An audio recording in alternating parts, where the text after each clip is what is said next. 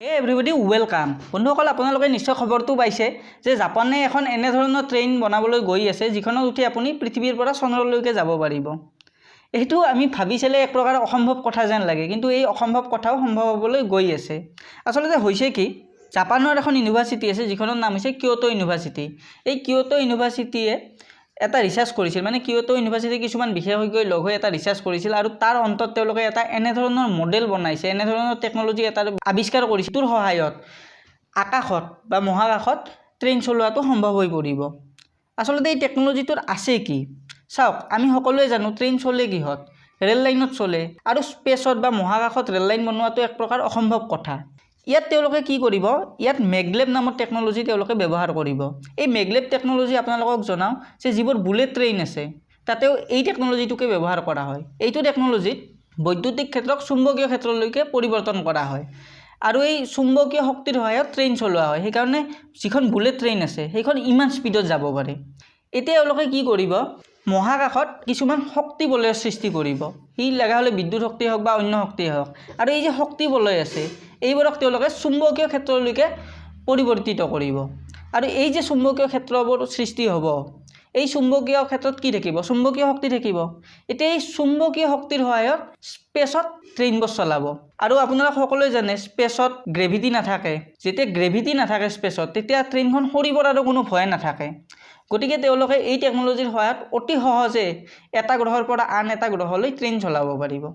এইটো হৈছে গোটেই কনচেপ্টটো। এই যিটো মডেল, এই মডেলটোত আন এটা ভাল কথা হৈছে এওঁলোকে যিখন ট্ৰেইন বনাব সেই ট্ৰেইনখনত তেওঁলোকে গ্ৰেভিটি ৰাখিব।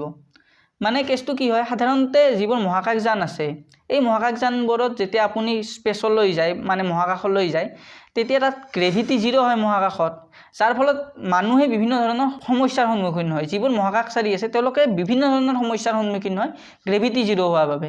কিন্তু ইয়াত কি কৰিব, আপোনালোকে যদি ইয়াত ট্ৰেইনখন চায় তেতিয়াহ'লে দেখিব যে ট্ৰেইনখন এটা আমাৰ এই যি ৱাইনৰ গ্লাছ থাকে, ধনী ধনী মানুহবোৰে যে মদ খায় সেই গ্লাছৰ দৰে।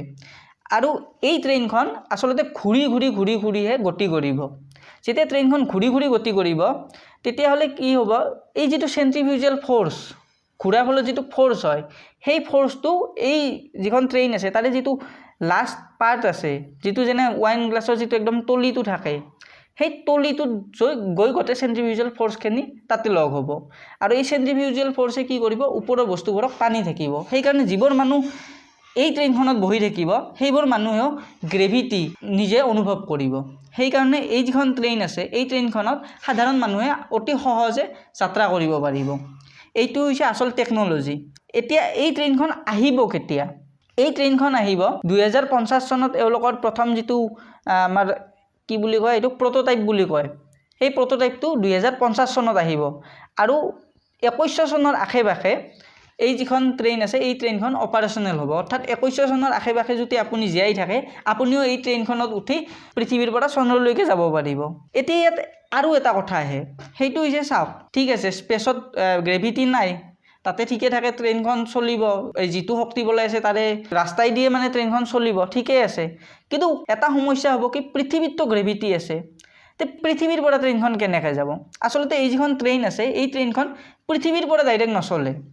এওঁলোকে কি কৰিব, এটা ষ্টেচন বনাব যিটোৰ নাম হৈছে টেৰা ষ্টেচন। টেৰা ষ্টেচনটো যেনেকৈ আমাৰ ইণ্টাৰনেশ্যনেল স্পেচ ষ্টেচন আছে সেনেকৈ বায়ুমণ্ডলতকৈ ওপৰত থাকিব, য'ত গ্ৰেভিটি কম বা গ্ৰেভিটি জিৰ'। সেই ঠাইত যেতিয়া ষ্টেচনটো ৰাখিব, প্ৰথমে কি কৰিব, আপোনাক পৃথিৱীৰ পৰা মহাকাশযানেদি বা যিকোনো সেয়েদি টেৰা ষ্টেচনলৈ নিব, আৰু আপুনি টেৰা ষ্টেচনতে সেই ট্ৰেইনখন ধৰিব পাৰিব বা টেৰা ষ্টেচনতহে আপুনি সেই ট্ৰেইনখনত উঠিব পাৰিব।